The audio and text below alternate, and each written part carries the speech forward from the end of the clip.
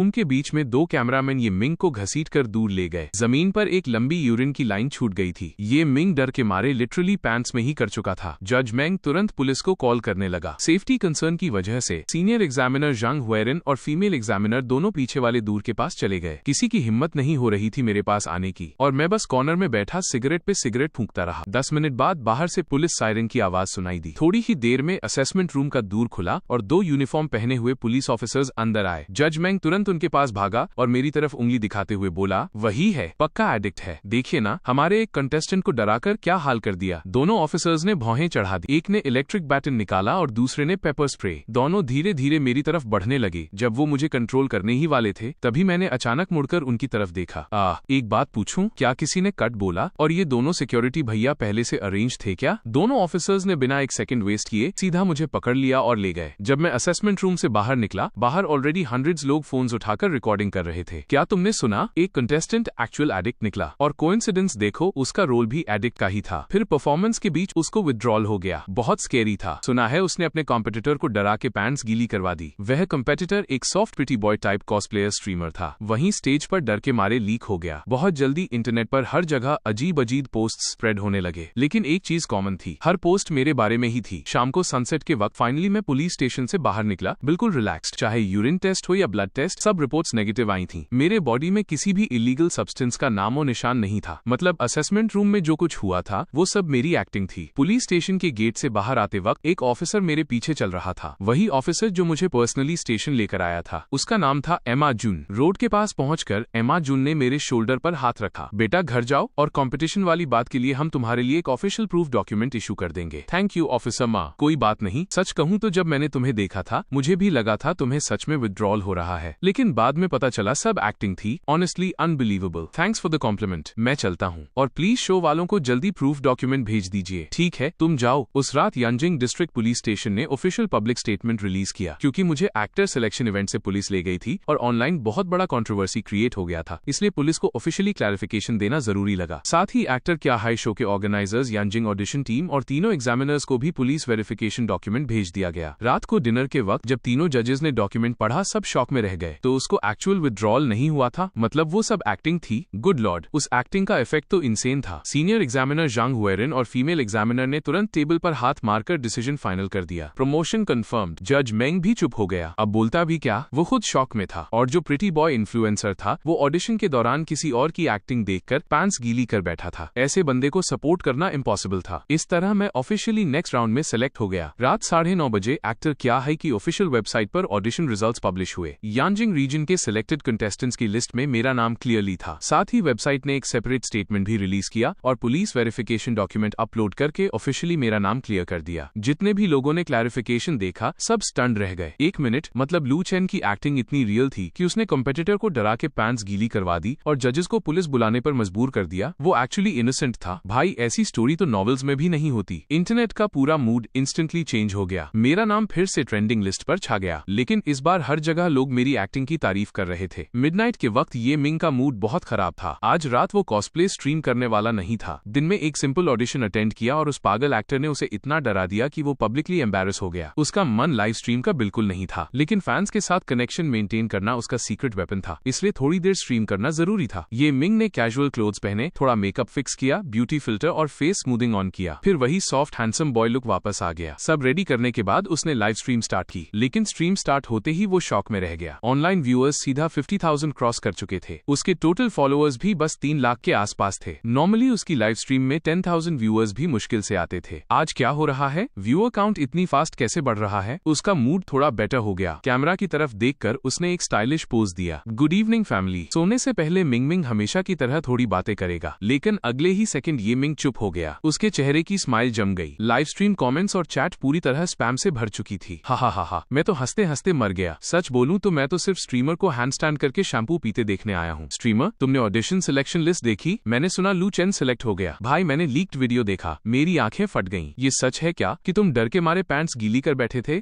दिमाग हिल गया। वह किलिंग इंटेंट सच था क्या? बिल्कुल एक्टिंग नहीं लग रही थी। किसी ने नोटिस किया क्या कि स्ट्रीमर वाला डर कर गिरने का पार्ट कट कर दिया गया? नहीं तो स्ट्रीमर और ज्यादा फेमस हो जाता। वैसे अभी भी फेमस हो गया है। सब लोग इसे लूज मोशन प्रिटी बॉय बोल रहे हैं। आओ स्ट्रीमर, लाइव स्ट्रीम में हैंड स्टैंड करके पॉटी करो। सच बोल रहा हूँ, हूँ, अगर नहीं किया तो मैं तुरंत अनफॉलो कर दूंगा। Holy crap, top female donor भी अनफॉलो करने वाली है। हा, आज रात मजा आएगा। ये मिंग पूरी तरह स्टन रह गया। उसकी टॉप सपोर्टर भी अनफॉलो करने वाली थी। व्यूअर काउंट अभी भी क्रेजी स्पीड से बढ़ रहा था, ऑलमोस्ट 1 लाख तक पहुंचने वाला था। सब लोग बस तमाशा देखने आए थे। अगर सच में फैंस अनफॉलो कर देते तो उसका अकाउंट प्रैक्टिकली खत्म हो जाता, फिर उसे सब कुछ जीरो से स्टार्ट करना पड़ता। और अगर ऐसा होता तो उसकी एजेंसी डेफिनेटली उससे मैसिव पेनल्टी फी वसूल करती। सिर्फ उस टेरिफाइंग कॉम्पेंसेशन अमाउंट के बारे में सोचकर ही उसका लिवर तक कांप गया। अचानक दांत भींचकर ये मिंग खड़ा हो गया और सीधा लाइव स्ट्रीम कैमरा की तरफ देखा। उसके चेहरे पर एक स्टिफ और क्रीपी स्माइल आ गई और दांतों के बीच से उसने जोर लगाकर कहा, फाइन, हार मान ली। जो बेट था वो एक्सेप्ट करता हूँ। अगली सुबह फोन की रिंगटोन ने मुझे नींद से जगा दिया। हाफ अस्लीप स्टेट में मैंने लेजिली कॉल रिसीव किया, लेकिन बस कुछ सेकंड सुनते ही मेरी नींद पूरी उड़ गई। मैं सीधा बेड पर बैठ गया और एक्साइटमेंट मेरे चेहरे पर स्प्रेड हो गई। मैं ऑफिशियली सेलेक्ट हो गया था। यांजिंग रीजनल ऑडिशंस ऑफिशियली खत्म हो चुकी थी। टोटल 108 कंटेस्टेंट्स नेक्स्ट राउंड के लिए सिलेक्ट हुए थे। 1 महीने बाद प्रमोशन कंपटीशन ऑफिशियली स्टार्ट होने वाला था और लोकेशन अब भी यांजिंग सिटी ही थी, जो मेरे लिए काफी कन्वीनियंट था। और एक्टर क्या हाई नाम का ये वैरायटी शो अभी इंसेनली पॉपुलर चल रहा था। सबसे बड़ा रीजन ये था कि पूरा शो लाइव ब्रॉडकास्ट होता था, हर मेजर स्ट्रीमिंग प्लेटफॉर्म पर एक साथ लाइव। ये प्री रिकॉर्डेड शो नहीं था, मतलब शो के अंदर होने वाला हर कॉन्फ्लिक्ट और ड्रामा इंस्टेंटली एक्सप्लोड होकर ट्रेंडिंग टॉपिक बन जाता था। बहुत थ्रिलिंग था। मैंने पहले भी ऐसे शोज देखे थे, लेकिन उनमें ज्यादातर प्री रिकॉर्डेड एडिटिंग होती थी। ड्रामा भी मोस्टली फेक एडिटिंग से क्रिएट किया जाता था। लेकिन एक्टर क्या है अलग था। प्रोडक्शन टीम के पास गट्स है। पूरा शो लाइव फॉर्मेट में चलाना ऑनेस्टली इंप्रेसिव था। फोन रखने के बाद मैंने जोर से अपना चेहरा रब किया। कल रात मैं सुबह के 4 बजे तक सिस्टम को स्टडी करता रहा था और फाइनली मुझे समझ आ गया था कि ये सिस्टम कितना टेरिफाइंग था। सबसे पहले मेरे पास एक स्टेटस पैनल था। होस्ट, एक्टर और related professions. Level 1, activated role template, drug addict, personal skills none, inventory none. Interface simple था, लेकिन एक चीज ने मुझे डीपली शॉक कर दिया, मेरा लेवल डिस्क्रिप्शन। अभी मैं सिर्फ लेवल 1 पर था। लेवल 1 से एडवांस होने के लिए मुझे 30 रोल टेम्पलेट्स एक्सपीरियंस करने पड़ेंगे। जब मैं 30 अलग कैरेक्टर्स एक्टिवेट कर लूंगा तब मैं लेवल 2 पर पहुंचूंगा। तो लेवल 1 और लेवल 2 में डिफरेंस क्या था? लेवल 1 में सारे रोल ऑर्डिनरी ह्यूमंस के थे, जैसे एडिक्ट्स, शेफ्स, लॉयर्स, टीचर्स और रियल लाइफ प्रोफेशंस। लेकिन लेवल 2 कंप्लीटली डिफरेंट था। लेवल 2 पर अवेलेबल रोल्स एक्सपैंड हो जाते थे उन चीजों तक जो रियल वर्ल्ड में एग्जिस्ट ही नहीं करती। Martial artist, wuxia heroes, action movie assassins, special fictional combat characters. मेरे सिस्टम का नाम था फेक एक्टिंग बिकम्स रियलिटी। मतलब जैसे ही मैं कोई रोल परफॉर्म करता, सिस्टम मुझे लिटरली उसी कैरेक्टर में ट्रांसफॉर्म कर देता और उस कैरेक्टर की एबिलिटीज भी दे देता। तो अगर मैं लेवल 2 पर पहुंचकर किसी एंशिएंट मार्शल आर्ट्स हीरो या मॉडर्न असैसिन का रोल प्ले करता तो मैं सच में मार्शल आर्ट्स मास्टर या किलर बन जाता और मुझे एक्चुअल कॉम्बैट टेक्निक्स और किलिंग स्किल्स मिल जाती। और लेवल 3 वो तो और भी टेरिफाइंग था। लेवल 3 पर रोल्स फैंटेसी कल्टिवेट